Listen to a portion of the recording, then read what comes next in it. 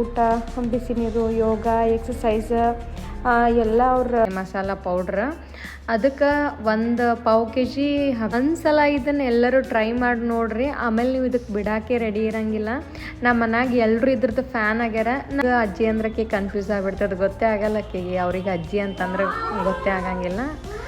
ನಮ್ಮ ತಾಯಿಯವ್ರಿಗೆ ಆಯಿ ಅಂತ ಕರೀತಾಳೆ.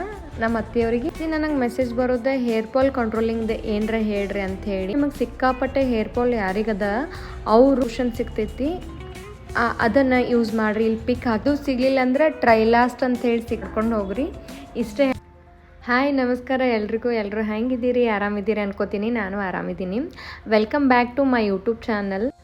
ನನ್ನ ಲಾಸ್ಟ್ ವ್ಲಾಗ್ ಎಲ್ಲರೂ ಇಷ್ಟಪಟ್ರಿ. ಥ್ಯಾಂಕ್ ಯು ಸೋ ಮಚ್ ಎಲ್ರಿಗೂ. ನಂಗೆ ನೀವೆಲ್ಲರೂ ಇಷ್ಟು ಸಪೋರ್ಟ್ ಮಾಡ್ತೀರಿ ಅಂತ ಹೇಳಿ ಅಂದ್ಕೊಂಡಿರಲಿಲ್ಲ. Thank you so much. ಇವತ್ತು ಬೆಳಗ್ಗೆ ಸ್ವಲ್ಪ ಲೇಟ್ ಮಾಡಿದ್ವಿ ಎಲ್ಲರೂ, ಯಾಕಂದ್ರೆ ಕ್ಲೈಮೇಟ್ ಕೋಲ್ಡ್ ಐತಿ. ಸ್ವಲ್ಪ ಮನ್ಯಾಗ ಎಲ್ರಿಗೂ ಕೆಮ್ಮ ನೆಗಡಿ ಸ್ಟಾರ್ಟ್ ಆಗಿಬಿಟ್ಟೈತಿ. ಅದಕ್ಕೆ ಸ್ವಲ್ಪ ಹೇಳೋದು ಲೇಟ್ ಆಯಿತು. ನಂಗರೆ ದೀಪಾವಳಿಗೆ ಸ್ಟಾರ್ಟ್ ಆಗೈತಿ, ನಾನು ಕಡಿಮೆ ಆಗಕ್ಕೆ ರೆಡಿ ಇಲ್ಲ. ನಮ್ಮ ದೊಡ್ಡ ಭವಿಷ್ಯದ ಎಲ್ಲರೂ ಊರಿಗೆ ಹೋದರು. ಈಗ ಸ್ವಲ್ಪ ಮನೆ ಖಾಲಿ ಖಾಲಿ ಅನ್ನಿಸ್ತೈತಿ. ಇನ್ಮೇಲೆ ರೆಗ್ಯುಲರಾಗಿ ಮನ್ಯಾಗ ನಾವು ಎಷ್ಟು ಜನ ಇರ್ತೀವಿ ಅಷ್ಟೇ ಜನ ಇದ್ದೀವಿ. ಹಬ್ಬದಾಗರೆ ಮನೆ ಫುಲ್ ರಶ್ ಇತ್ತು. ಈಗ ಒಮ್ಮೆಗೆ ಖಾಲಿ ಆಗಿಬಿಟ್ಟೈತಿ. ನಂಗರೆ ಏನೂ ಅನ್ಸಲ್ಲ, ಯಾಕಂದ್ರೆ ನಾ 10 ಗಂಟೆ ಆಗೋತ್ಲೇ ಬಂದುಬಿಡ್ತೀನಿ ಸಲೂನ್ಗೆ. ನನಗೇನು ಅನ್ಸಂಗಿಲ್ಲ. ಖರೆ ಮನ್ಯಾಗಿರೋರಿಗೆ ಸ್ವಲ್ಪ ಬಣ ಆಗಿಬಿಡ್ತೈತಿ. ಹುಡುಗರು ಸ್ಕೂಲಿಗೆ ಹೋಗ್ಬಿಡ್ತಾರೆ. ನಮ್ಮ ಅತ್ತಿ ಮತ್ತು ನಮ್ಮ ಕೋ-ಸಿಸ್ಟರ್ ಇಬ್ಬರೇ ಇರ್ತಾರೆ, ಅವರಿಗೆ ಸ್ವಲ್ಪ ಜಾಸ್ತಿ ಅನ್ನಿಸ್ತೈತಿ. ಬಟ್ ಹಬ್ಬದ ಕೆಲಸದಿಂದ ಸ್ವಲ್ಪ ರಿಲ್ಯಾಕ್ಸ್ ಅದಾರ. ನಾವು ಶುಕ್ರವಾರ ಮತ್ತು ಸೋಮವಾರ ಅಷ್ಟೇ ಮೊಪ್ಪರ್ಲೆ ಒರೆಸ್ತೀವಿ. ಎವ್ರಿ ಡೇ ಕಿಚನ್ ಮತ್ತು ದೇವ್ರ ಕೋಲಿ, ಡೈನಿಂಗ್ ಹಾಲ್ ನಾನು ಕುಂತೆ ಒರೆಸ್ತೀನಿ, ಕೈಲೇನೇ ಒರೆಸ್ತೀನಿ.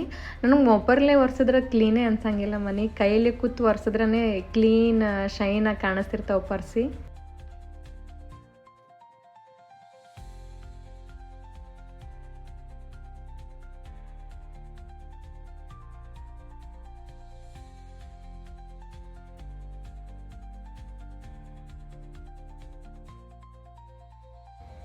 ಇಲ್ಲಿ ಕಸ ಹುಡುಗಿ ಪರ್ಸಿ ಒರೆಸಿ ಆಮೇಲೆ ನಮ್ಮ ಮನೆಯವ್ರಿಗೆ ಎಬ್ಸಕ್ಕೆ ಹೋಗ್ತೀನಿ. ಸ್ವಲ್ಪ ಅವರಿಗೆ ವಾಕಿಂಗ್ ಎಕ್ಸಸೈಸ್ ಮಾಡಿಸೋ ಸಂಬಂಧ. ನಮ್ಮ ಮನೆಯವರು ಫಸ್ಟ್ನೇ ಸಲಿಗೆ ಯಾವತ್ತೂ ಹೇಳಂಗಿಲ್ಲ. ಒಂದ್ಸಲ ಒಂದೇ ನಿಮಿಷ ಪ್ಲೀಸ್ ಒಂದೇ ನಿಮಿಷ ಅಂತ ರಿಕ್ವೆಸ್ಟ್ ಮಾಡ್ಕೊತಿರ್ತಾರೆ ನನಗೆ. ನೈಟ್ ಅವ್ರು ಹಾಸ್ಪಿಟಲಿಂದ ಬರೋದೇ 10-10:30 ಆಗಿಬಿಡ್ತೈತಿ. ಅವ್ರು ಬಂದು ಫ್ರೆಶ್ ಅಪ್ ಆಗಿ ಊಟ ಮಾಡೋ ತನಕ 11-11:30 ಆಗ್ತೈತಿ. 12 ಗಂಟೆಗೆ ಮಲ್ಕೋತಾರೆ ಅವರು. ಸೊ ಬೆಳಗ್ಗೆ ಸ್ವಲ್ಪ ಲೇಟಾಗಿ ಹೇಳ್ತಾರೆ. 2020ನಾಗ ನಮ್ಮ ಮದುವೆ ಆಗೈತಿ. 2020ಇಂದ 2024ವರೆಗೂ ಯಾವುದೇ ರೀತಿ ಹೆಲ್ತ್ ಇಶ್ಯೂ ಇರಲಿಲ್ಲ ನಮ್ಮ ಮನ್ಯಾಗ.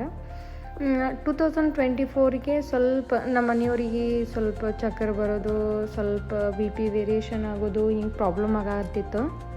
ಅಷ್ಟೇ ನಾರ್ಮಲ್ ಆಗಿತ್ತು, ಏನು ಪ್ರಾಬ್ಲಮ್ ಜಾಸ್ತಿ ಏನು ಇರಲಿಲ್ಲ. ಆಮೇಲೆ ಎವ್ರಿ 6 ಮಂತಿಗೆ ನಮ್ಮ ಅತ್ತೆಯವರಿಗೆ ಹಾರ್ಟ್ ಚೆಕಪಿಗೆ ಕರ್ಕೊಂಡು ಹೋಗ್ತಾರೆ ಬಿಜಾಪುರಿಗೆ. ಒಂದಿನ ಏನಾಯಿತು, ನಮ್ಮ ಮನೆಯವರು ಇಲ್ಲ ನಾನು ಬರ್ತೀನಿ ಹಾಸ್ಪಿಟಲ್ಗೆ ಅಂತಂದ. ನಮ್ದು ಡಾಕ್ಟರ್ ಭವಿಷ್ಯ ಮತ್ತು ನಮ್ಮ ಮನೆಯವರು ಇಬ್ಬರು ಸೇರಿ ನಮ್ಮ ಅತ್ತೆಯವ್ರಿಗೆ ಹಾಸ್ಪಿಟಲ್ಗೆ ಕರ್ಕೊಂಡು ಹೋದರು ಬಿಜಾಪುರಕ್ಕೆ. ಹೋಗಿ ಅತ್ತಿದೆಲ್ಲ ಹಾರ್ಟ್ ಚೆಕಪ್ ಆಯಿತು, ಎಲ್ಲ ನಾರ್ಮಲ್ ಇತ್ತು. ನಮ್ಮ ಮನೆಯವ್ರು ನಾನು ಮಾಡಿಸ್ತೀನಿ, ನನಗೂ ಹಿಂಗೆ ಆಗತ್ತದ, ಅದಕ್ಕೆ ಮಾಡಿಸ್ತೀನಿ ನಾನು. ಎದಕ್ಕೆ ಮಾಡಿಸ್ತಿ, ಏನೂ ಆಗಿರಲ್ಲ, ಎದಕ್ಕೆ ಮಾಡಿಸ್ತಿ ಅಂತೇಳಿ ಅನ್ನತ್ತಿದ್ರು. ಯಾಕೋ ಅವ್ರಿಗೆ ಮಾಡಿಸ್ಬೇಕನ್ನಿಸ್ತತ್ತ, ಮಾಡಿಸಿದ್ರು. ರಿಪೋರ್ಟ್ ನೋಡಿ ಎಲ್ಲರೂ ಶಾಕ್ ಆಗಿಬಿಟ್ರು. ನಮ್ಮ ಮನೆಯವ್ರಿಗೆ ಬಾಯಿ ಬರ್ತಿಂದಾನೆ ಹಾರ್ಟ್ ಒಳಗೆ ಸ್ಮಾಲ್ ಹೋಲ್ ಇತ್ತತ್ತ. ಅದು ಹೋಲ್ 40% ಅದೇ ಫಿಲ್ ಆಗಿತ್ತಂತ, ಇನ್ನು 60% ಓಪನ್ನೇ ಇತ್ತತ್ತ. ಅದರ ಸಂಬಂಧ ನಮ್ಮ ಮನೆಯವರಿಗೆ ಓಪನ್ ಹಾರ್ಟ್ ಸರ್ಜರಿ ಮಾಡಬೇಕಾಯ್ತು. ಅದ್ರ ಸಂಬಂಧ ಎಲ್ಲರೂ ಸ್ವಲ್ಪ ಅವ್ರಿಗೆ ಜಾಸ್ತಿ ಕೇರ್ ಮಾಡ್ತಾರೆ. ಕರೆಕ್ಟ್ ಟೈಮ್ ಟು ಟೈಮ್ ಅವರಿಗೆ ಊಟ, ಬಿಸಿ ನೀರು, ಯೋಗ, ಎಕ್ಸಸೈಸ್ ಎಲ್ಲ ಅವ್ರ ರೂಟೀನ್ ಒಳಗೆ ಇರ್ತೈತಿ. ಫ್ಯೂಚರ್ ಒಳಗೆ ಅವ್ರಿಗೆ ಏನೂ ಪ್ರಾಬ್ಲಮ್ ಆಗಬಾರ್ದು ಅಂಥೇಳಿ ಇವಾಗೇ ಆಪ್ರೇಷನ್ ಮಾಡಿಸ್ಬಿಟ್ವಿ. ಓಪನ್ ಹಾರ್ಟ್ ಸರ್ಜರಿ ಆಯ್ತು ಅವರಿಗೆ. ಇವಾಗ 1.5 ವರ್ಷ ಆಗೋಯ್ತು ಅವ್ರಿಗೆ ಆಪ್ರೇಷನ್ ಆಗಿ. ಇಲ್ಲಿ ನಾನು ಪಡ್ಡಿಗೆ ಪ್ರಿಪೇರ್ ಮಾಡತ್ತೀನಿ. ಆ ಕಡೆ ಪಡ್ಡು ಹಾಕ್ತೆ, ಈ ಕಡೆ ಚಟ್ನಿ ಪ್ರಿಪೇರ್ ಮಾಡತ್ತೀನಿ. ಶೇಂಗಾ ನೆನೆಸಿಟ್ಟಿದ್ದು, ಅದರೊಳಗೆ ಶುಂಠಿ, ಬೆಳ್ಳುಳ್ಳಿ ಮತ್ತು ಹಸಿಮೆಣಸಿನ್ಕಾಯಿ, ಉಪ್ಪು, ಸಕ್ಕರೆ ಎಲ್ಲನೂ ಒಂದೇ ಕಡೆನೇ ಮಿಕ್ಸರ್ಗೆ ಹಾಕ್ತೀನಿ. ಹುಣಸೆಹಣ್ಣು ಹಾಕ್ತೀನಿ ಒಂದು ಸ್ವಲ್ಪ. ಇಲ್ಲಿ ನನ್ನ ಮಗಳಿಗೆ ರೆಡಿ ಮಾಡಿ ನಾನು ಸ್ನಾನ ಮಾಡಿ ರೆಡಿಯಾಗಿ ನನ್ನ ಸಲೂನ್ಗೆ ಬಂದುಬಿಟ್ಟೆ. 10-10:30ಗೆಲ್ಲನೇ ಬಂದುಬಿಡ್ತೀನಿ ನಾಷ್ಟ ಮಾಡಿಕೊಂಡು. ಸಲೂನಿಗೆ ಬಂದ ತಕ್ಷಣ ಫಸ್ಟ್ ನನ್ನ ಮೊದಲನೇ ಕೆಲಸ ಅಂದ್ರೆ ದೇವ್ರ ದೀಪ ಹಚ್ಚೋದು. ದೇವ್ರ ದೀಪ ಹಚ್ಚಿ ಆಮೇಲೆ ನನ್ನ ಕೆಲಸ ಶುರು ಆಗಿಬಿಡ್ತೈತಿ. 10:00ವರೆಗೆಲ್ಲ ಸ್ಟಾರ್ಟ್ ಆಗಿಬಿಡ್ತಾರೆ ನನ್ನ ಕಸ್ಟಮರ್ ಬರೋಕೆ. ನನ್ನ ವಿಡಿಯೋ ನಿಮಗೆ ಇಷ್ಟ ಆಗಿತ್ತು ಅಂದ್ರೆ ಪ್ಲೀಸ್ ಲೈಕ್ ಮಾಡಿರಿ, ಶೇರ್ ಮಾಡಿರಿ, ಸಬ್ಸ್ಕ್ರೈಬ್ ಮಾಡಿರಿ. ಸಲೂನಿಗೆ ಬಂದ ತಕ್ಷಣ ನನ್ನ ವ್ಲಾಗ್ ಸ್ಟಾಪ್ ಮಾಡಿಬಿಡ್ತೀನಿ. ಯಾಕಂದರೆ ಇಲ್ಲಿ ಹೆಂಗಿರ್ತಾರೆ ಕಸ್ಟಮರ್ ಅಂತಂದ್ರೆ ಕೆಲವೊಬ್ಬರು ಸಪೋರ್ಟ್ ಮಾಡಿ ಕ್ಯಾಮ್ರಾ ಎದುರಿಗೆ ಬರ್ತಾರೆ, ಇನ್ನೂ ಕೆಲವೊಬ್ಬರು ಬರೋಂಗಿಲ್ಲ, ಬರೋಕ್ಕೆ ಬಲ್ಲ ಅಂತಾರೆ, ಹೆದರ್ಕೊಂತಾರೆ. ವಿತೌಟ್ ಪರ್ಮಿಷನ್ ವೀಡಿಯೋನೂ ಮಾಡೋಕ್ಕಾಗಂಗಿಲ್ಲ. ಸೊ ಅವ್ರಿಗೆ ಎಲ್ಲರಿಗೂ ಕೇಳೋಕ್ಕೂ ಆಗಲ್ಲ, ಇಲ್ಲ ನಿಮಗೆ ಬಿಟ್ಟರೆ ನಡೀತೈತೇನ್ರಿ, ನಿಮ್ಮ ತೆಗೆದ್ರೆ ನಡೀತೈತೇನ್ರಿ ಅಂತ ಹೇಳಿ ನಾನು ಇನ್ನೂ ಅಷ್ಟು ಕಂಫರ್ಟೇಬಲ್ ಇಲ್ಲ ಅವ್ರ ಜೊತೆ. ಅದಕ್ಕೆ ನಾನು ಸ್ಟಾಪ್ ಮಾಡಿಬಿಡ್ತೀನಿ. 10:00ವರೆಗೆ ಸ್ಟಾರ್ಟ್ ಆಗಿದ್ದು ನನ್ನ ಕೆಲಸ ಮುಗಿಯೋದೇ ನೈಟ್ 9:00-9:30 ಆಗಿಬಿಡ್ತೈತಿ. ಅಲ್ಲಿವರೆಗೂ ನಂಗೆ ಪುರ್ಸೊತ್ತೇ ಇರೋಂಗಿಲ್ಲ. ಆಮೇಲೆ ವೀಡಿಯೋ ಮಾಡ್ಕೊಳಕ್ಕೆ ನಂಗೆ ಟೈಮು ಇರೋಂಗಿಲ್ಲ. ಹೀಗಾಗಿ ಅಲ್ಲೇ ಸ್ಟಾಪ್ ಮಾಡಿದೆ. ಇನ್ನಿದು ನೆಕ್ಸ್ಟ್ ಡೇ ಮಾರ್ನಿಂಗ್ ನಾನು ಒಂದು ಇದು ಪ್ರಿಪೇರ್ ಮಾಡ್ತೀನಿ, ಮಸಾಲ ಪೌಡ್ರ್. ಅದಕ್ಕೆ 1 ಪಾವು kg ಹವೇಜ್ ತೊಗೊಂಡಿನಿ. ಅದಕ್ಕೆ ಜೀರಿಗೆ, ಪಾವು ಜೀರಿಗೆ, ಪಾವುಕಿನ ಒಂಚೂರು ಕಡಿಮೆ ಮೆಣಸು, ದಾಲ್ಚಿನ್ನಿ ಮತ್ತು ಬೆಳ್ಳುಳ್ಳಿ, ಹುಣಸೆ ಹಣ್ಣು ಇದಿಷ್ಟು ಬೇಕಾಗ್ತದೆ. ಆಮೇಲೆ ಒಣ ಮೆಣಸಿನ್ಕಾಯಿನೂ ಬೇಕಾಗ್ತದೆ. ಇದನ್ನೆಲ್ಲ ನಾನು ಡ್ರೈ ರೋಸ್ಟ್ ಮಾಡ್ಕೋತೀನಿ. ಅಂದರೆ ಏನು ಆಯಿಲ್ ಅದು ಏನೂ ಇಲ್ಲಾರ್ದೇ ಒಣದೇ ರೋಸ್ಟ್ ಮಾಡ್ಕೋತೀನಿ. ಮೆಣಸಿನ್ಕಾಯಿ ಸ್ವಲ್ಪ ಇದು ಖಾರ ಅದ, ನೀವು ಖಾರ ತೊಗೋಬೇಡ್ರಿ, ಸ್ವಲ್ಪ ಸಪ್ಪ ಮೆಣಸಿನ್ಕಾಯಿನೇ ತೊಗೋರಿ. ಖಾರ ಐತಂದ್ರೆ ನಿಮಗೆ ಅಡುಗೆಗೆ ಮೆಷರ್ಮೆಂಟ್ ಗೊತ್ತಾಗಂಗಿಲ್ಲ. ಇದು ಪೌಡ್ರ್ ಇಷ್ಟು ಯೂಸ್ ಆಗ್ತದಲ್ಲ, ಒಂದು ಮಸಾಲೆ ದೋಸೆ ಹಿಡ್ಕೊಂಡು ಎಲ್ಲ ರೀತಿ ಸಾಂಬಾರು ಹಿಡ್ಕೊಂಡು ಎಲ್ಲ ರೀತಿ ಪಲ್ಯ ಹಿಡ್ಕೊಂಡು ಕಾಳು ಪಲ್ಯಗಳಿಗಿಷ್ಟು ಬಿಟ್ರೆ ಎಲ್ಲ ಪಲ್ಯಗಳಿಗೂ ಇದು ಹಾಕ್ಬೋದು. ಇಷ್ಟು ಟೇಸ್ಟ್ ಆಗ್ತದೆ. ಸಾಂಬಾರೇ ಅಲ್ಟಿಮೇಟ್ ನೆಕ್ಸ್ಟ್ ಲೆವೆಲ್ಲಿಗೆ ಟೇಸ್ಟ್ ಆಗ್ತದೆ. ಒಂದು ಸಲ ಟ್ರೈ ಮಾಡಿ ನೋಡಿರಿ ನೀವು. ಫಸ್ಟ್ ನಾನು ಹವೇಜ್ ಹುರ್ಕೋತೀನಿ, ಜಾಸ್ತಿ ಕ್ವಾಂಟಿಟಿ ಅದೇ ಇರುತ್ತಲ್ಲ. ಅದಕ್ಕೆ ಅದನ್ನು ಕೆಂಪಗಾಗಿ ಘಮ ವಾಸನೆ ಬರುತ್ತನ ಅದನ್ನು ರೋಸ್ಟ್ ಮಾಡ್ತೀನಿ. ಇದು ಕೆಂಪಗಾಗಿ ರೋಸ್ಟ್ ಆದಮೇಲೆ ಜೀರಿಗೆ ತೊಗೋತೀನಿ. ಜೀರಿಗೆದೂ ವಾಸನೆ ಬರ್ತೈತಿ. ರೋಸ್ಟ್ ಆದಮೇಲೆ ಸ್ವಲ್ಪ ಕೆಂಪಗಾಗ್ತದೆ ಅದನ್ನು, ಅಲ್ಲಿವರೆಗೂ ಅದನ್ನು ರೋಸ್ಟ್ ಮಾಡ್ಕೋತೀನಿ. ಇದಾದಮೇಲೆ ಮೆಣಸು 1 by 1 ಹಾಕೋರಿ, ಎಲ್ಲನೂ ಒಮ್ಮೆ ಹಾಕಿ ಹುರಿದ್ರೆ ಚಲೋ ಆಗಂಗಿಲ್ಲ ಅದು. ಇದಾದಮೇಲೆ ಮೆಣಸು ಹುರ್ಕೋತೀನಿ. ಮೆಣಸಿನ ಜೊತೆನೇ ದಾಲ್ಚಿನ್ನಿ ಹಾಕ್ತೀನಿ. ದಾಲ್ಚಿನ್ನೂ ಸ್ವಲ್ಪ ರೋಸ್ಟ್ ಆಗಬೇಕು, ಯಾಕಂದರೆ ಮಿಕ್ಸಿಗೆ ಹಾಕಿದ ತಕ್ಷಣ ಅದು ಪೌಡ್ರ್ ಆಗಬೇಕಲ್ಲ. ಅದಾದಮೇಲೆ ಸ್ವಲ್ಪ ಬೆಳ್ಳುಳ್ಳಿ ಬಿಸಿ ಮಾಡ್ಕೋತೀನಿ, ಯಾಕಂದ್ರೆ ತೀರಾ ಹಸಿ ವಾಸನೆ ಇರ್ತದಂತಂದು ಸ್ವಲ್ಪ ಬಿಸಿ ಮಾಡ್ಕೋತೀನಿ. ಅದ್ರ ಜೊತೆಗೆ ಸ್ವಲ್ಪ ಉಪ್ಪು ಸೇರಿಸಿ ಹುಣಸೆಹಣ್ಣು, ಅಂದ್ರೆ ಎಲ್ಲ ಕ್ಲೀನಾಗಿ ಕಡ್ಡಿ ಎಲ್ಲ ತೆಗ್ದಿದ್ದು ಹುಣಸೆಹಣ್ಣು ಹಾಕ್ತೀನಿ. ಅದಕ್ಕೆ 1 ನಿಂಬೆ ಹಣ್ಣಷ್ಟು ಅದನ್ನೆಲ್ಲ ಸೇರಿ ಮಿಕ್ಸಿ ಮಾಡ್ಕೋತೀನಿ. ಒಂದು ಪೌಡ್ರ್ ರೆಡಿ ಮಾಡ್ಕೋತೀನಿ. ಪೌಡ್ರ್ ಹೆಂಗಂತಂದ್ರೆ ತೀರಾ ಪೌಡ್ರ್ ಥರನೂ ಇರಬಾರ್ದು. ಈ ಥರ ಸ್ವಲ್ಪ ತರಿಯಾಗಿಯೇ ಇದ್ದರೆ ಚಲೋ ಆಗ್ತದೆ. ಒಂದು ಸಲ ಇದನ್ನು ಎಲ್ಲರೂ ಟ್ರೈ ಮಾಡಿ ನೋಡಿರಿ, ಆಮೇಲೆ ನೀವು ಇದಕ್ಕೆ ಬಿಡೋಕ್ಕೆ ರೆಡಿ ಇರೋಂಗಿಲ್ಲ. ನಮ್ಮ ಮನ್ಯಾಗ ಎಲ್ಲರೂ ಇದ್ರದ್ದು ಫ್ಯಾನ್ ಆಗ್ಯಾರ. ನಾ ಯಾವ ಯೂಟ್ಯೂಬ್ ವೀಡಿಯೋ ಏನೂ ನೋಡಿ ಟ್ರೈ ಮಾಡಿಲ್ಲ, ಇದು ಓನಾಗಿ ನಾನೇ ರೆಡಿ ಮಾಡ್ಕೊಂಡಿನಿ. ಅಡುಗೆ ಟ್ರೈ ಮಾಡ್ತಾ ಇದನ್ನು ಕಲ್ತಿರೋದು ನಾನು, ಯೂಟ್ಯೂಬಿಂದಲ್ಲ. ನೆಕ್ಸ್ಟ್ ಅದನ್ನೆಲ್ಲ ಮಾಡಿದ್ದಾದಮೇಲೆ ಸ್ನಾನ ಮಾಡಿ ದೇವ್ರ ನಮಸ್ಕಾರ ಮಾಡಿ ನಾಷ್ಟ ಮಾಡ್ಕೊಂಡು ನಾನು ಸಲೂನ್ಗೆ ಹೋಗ್ಬಿಡ್ತೀನಿ.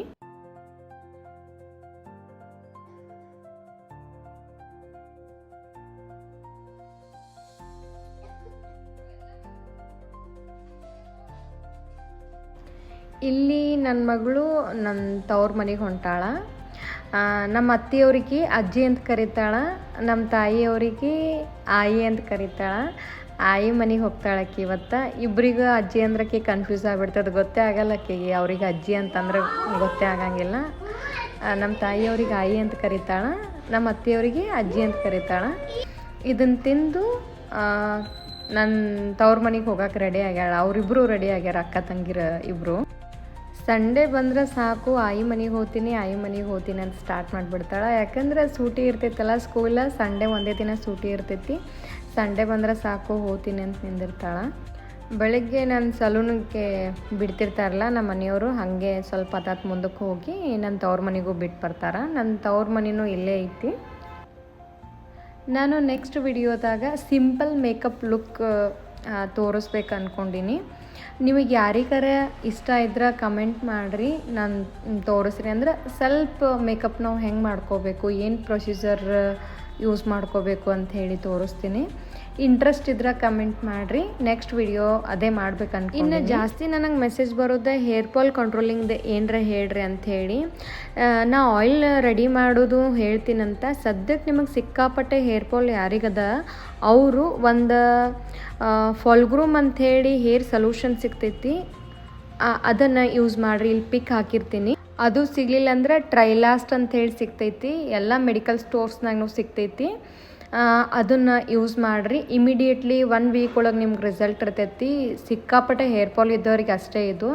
ಅದಾದಮೇಲೆ ಈ ಸ್ಟ್ರೇಟ್ನಿಂಗ್ ಬಗ್ಗೆ ಭಾಳ ಎನ್ಕ್ವೈರೀಸ್ ಬಂದಿದ್ದು ನನಗೆ, ಇನ್ಸ್ಟಾಗ್ರಾಮ್ದಾಗೂ ಜಾಸ್ತಿ ಬಂದಿತ್ತು. ಸ್ಟ್ರೇಟ್ನಿಂಗ್ ಮಾಡಿಸೋದ್ರಿಂದ ಏನರ ಪ್ರಾಬ್ಲಮ್ ಅದ ಏನೋ, ಹೇರ್ ಫಾಲ್ ಆಗ್ತಾವೇನೋ, ಹೇರ್ ಮೇಂಟೆನೆನ್ಸ್ ಭಾಳ ಮಾಡಬೇಕೇನೋ ಅಂಥೇಳಿ. ಅದು ಏನೂ ಇಲ್ಲ, ಹೇರ್ ಮೇಂಟೆನೆನ್ಸು ಭಾಳ ಏನೂ ಇಲ್ಲ.